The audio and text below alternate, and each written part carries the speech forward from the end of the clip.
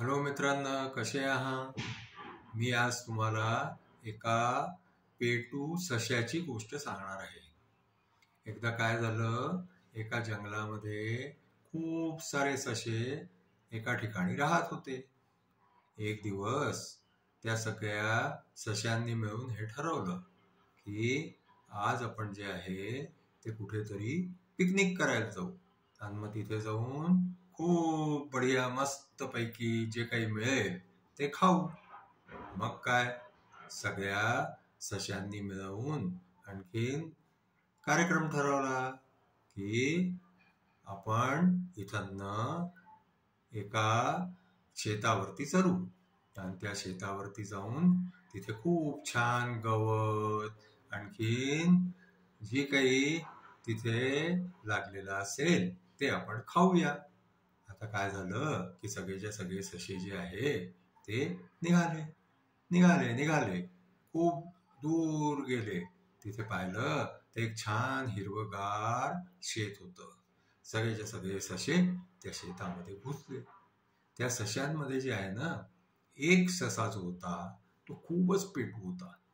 म्हणजे तो खाताना विचारच नव्हता करत की आपल्याला किती खायला पाहिजे, आपल्या पोटाला किती परवडेल, असं जे आहे न विचार करता तो जो खायला लागला. आणखीन त्याने जे आहे खूप खाऊन घेतलं. तेवढ्यामध्ये काय झालं की थोड्या वेळाने तिकडे त्या शेताचा मालक आला. त्या मालकाने पाहिलं की अरे बापरे, आज तर आपल्या शेतामध्ये खूप सारे ससे घुसून गेले.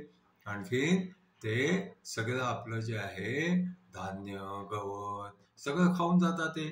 मग तो किसान जो होता ना, तो एक दंडा घेऊन आणखीन त्या सगळ्या सश्यांच्या मागे धावला धावला तर काय झालं की सगळे ससे जे आहे ते जीव घेऊन तिथं पळायला लागले की आपण त्या किसानाच्या हाती लागलो तर तो आपल्याला मारेल, तो आपल्याला पकडून घेईल.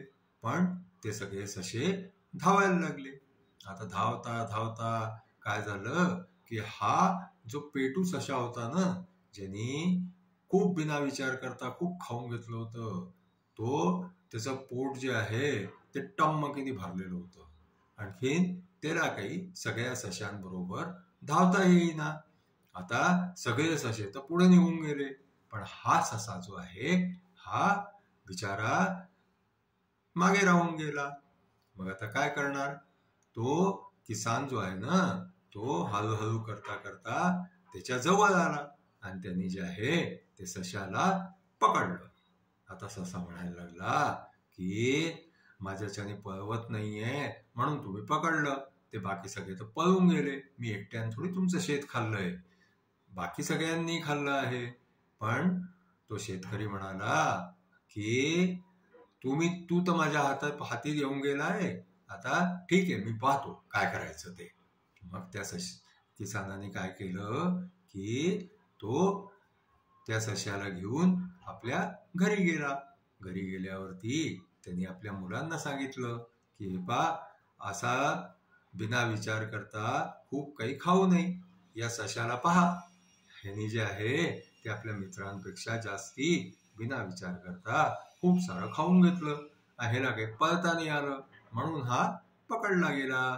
तर मुलांनो, आता तुम्ही पुढे लक्षात ठेवा, जेव्हाही तुम्ही खायला बसला, जेवायला बसला की आपलं जेवढं पोट आहे तेवढंच खावं. आणखीन मग जे आहे जास्ती पोटावरती खाऊ नये, नाहीतर या सश्यासारखी स्थिती होती. आणि मग काय झालं की त्या किसानाने त्या सश्याला जे आहे ते जाऊन जंगलामध्ये सोडून दिलं.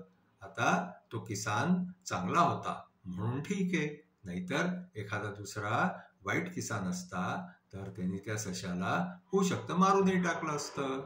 म्हणून आपण नेहमी खाताना विचार करावा.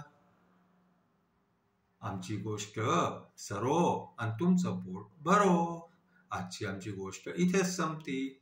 आमची गोष्ट तुम्हाला आवडल्यास आमच्या चॅनलला लाईक करा, शेअर करा, सबस्क्राईब करा, म्हणजे आम्हाला तुम्हाला आणखीन खूप खूप नवीन नवीन गोष्टी सांगता येतील.